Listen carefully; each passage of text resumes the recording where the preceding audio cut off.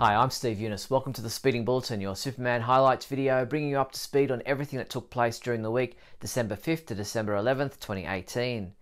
Our top news stories this week included Amy Adams talks about whether she'll return as Lois Lane, Elizabeth Tulloch talks about the possibility of a Superman TV series, and Sony Pictures releases a trailer for their Superman horror film, kind of. Let's check out these news stories and more in this week's Speeding Bulletin.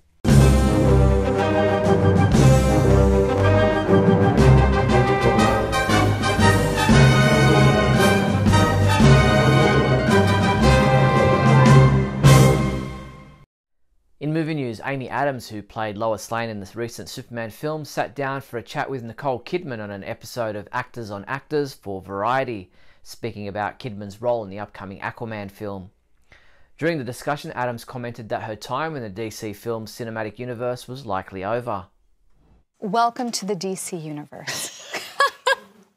I know. I think I'm out of the DC universe now, but I was in it for a while. Yeah, I think they're revamping that. I don't know the details.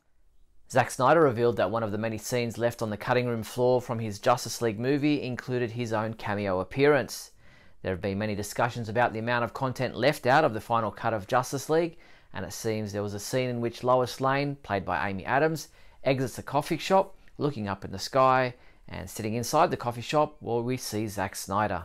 Labelled BVS Reference Context, Zack Snyder posted the image on his Vero's social media account. And if you thought Zack Snyder's take on the Superman origin story was too dark in Man of Steel, then check out the trailer for Sony Pictures' Brightburn.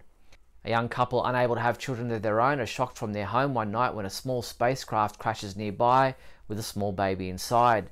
They raise the child, who begins to exhibit powers and abilities far beyond those of a normal child, and things go from bad to worse. Scheduled for release May 27th, 2019, the trailer for Brightburn mimics quite a few of the shots from Zack Snyder's Man of Steel.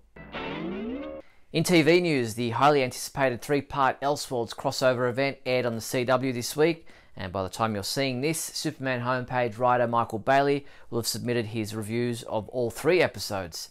Needless to say, Michael was a huge fan of the crossover event, giving the first episode a 5 out of 5, saying, "There were things that happened that I thought I would never see or never see again."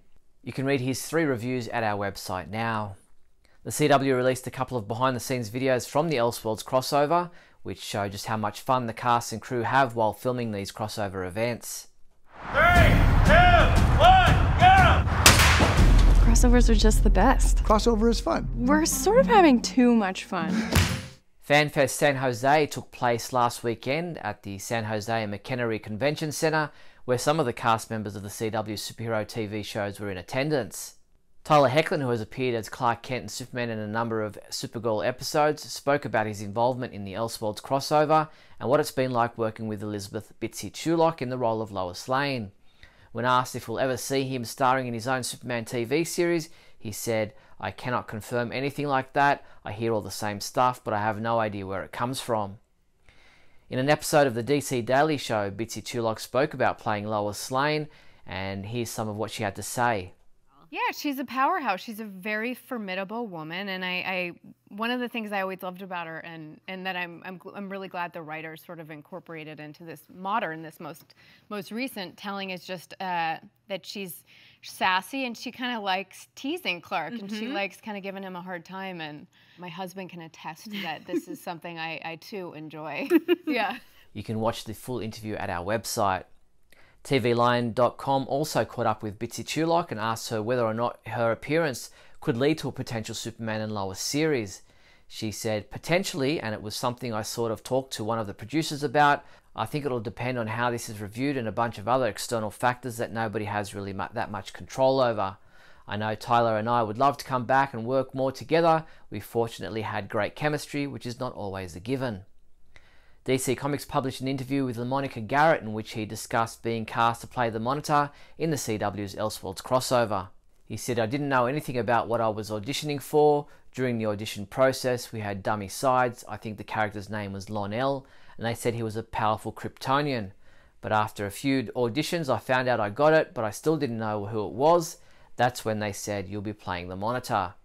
You can read the full interview at dccomics.com. Jessica Mraz has been cast in the role of villain Menagerie for the second half of Season 4 of Supergirl. Pamela Ferrer, aka Menagerie, is described as a major recurring role for Mraz, with her character set to appear on Supergirl when the show returns on Sunday, January 20th, 2019. First introduced in Joe Kelly's classic Action Comics 775, March 2001, Menagerie was recruited by Manchester Black to be part of his team known as the Elite. In this story, Pamela was bonded to an alien creature known as Symbeasts, which she controlled to be used as weapons or to assemble into other shapes. The upcoming live-action version of the character is described as a jewel thief who doesn't mind hurting people. Heritage Auctions had a number of Superman-related Super Friends model sheet cells scheduled to be sold at auction this week. The Super Friends Superman and Clark Kent model sheet cells sold for $180, and so did the Super Friends Jor-El, Lara and Baby Kal-El model sheet cells. In comic book news, we reviewed a number of comic books this week, and it was a 5 out of 5 all across the board, with Adventures of the Super Sons number 5 being reviewed by Keith Sumner, who, as I said, gave it a 5 out of 5, saying this issue was a nice break from the ongoing narrative about the gang and the boys' adventures in space. James Lance reviewed Justice League number 13, saying, I've come to enjoy what Tynion is doing for the resident bad guys in this series, and as I said, he gave this a 5 out of 5. And Doomsday Clock number 8 also got a 5 out of 5, saying, this series is one of the best examples of John's extraordinary talents as a writer in this industry. Superman comic books available this week from December 12th include Supergirl number 25, which is available in a variant cover, Superman number 6, which is also available in a variant cover, and Superman Shazam First Thunder Deluxe Edition hardcover. Here are a selection of last-minute Superman Christmas gift ideas available for under $25.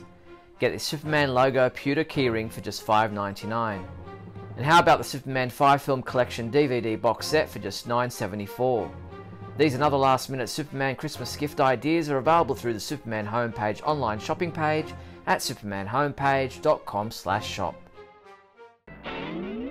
In other news, DC Entertainment has posted the 19th episode of Season 5 of the DC Superhero Girls online animated shorts, titled Missing Martian. Miss Martian wants everyone to forget her birthday, but she gets a bad surprise when her friends seem more interested in attacking Metropolis. You can watch the entire episode at our website. Many consider the Superman homepage to be the #1 Superman fan site in the world, and we're proud of that title, but we're not resting on our laurels. We want to continue to improve this site and to ensure that it's meeting your expectations. It's been over 6 years since we last asked you, our loyal readers, to give us your comprehensive feedback on this website, so I thought it was important to do another Superman homepage survey to see where things stand. The Superman homepage 2018 survey is designed to gauge what you like and dislike about the website, how you think we're going, and where you think we can improve. So get involved and have your say at supermanhomepage.com. That's all the news there was for the week December 5th to December 11th. To ensure you don't miss any of our videos, please subscribe to our YouTube channel. If you found this video interesting or entertaining in any way, then please leave a thumbs up and a comment below. And don't forget to share this video with your family and friends.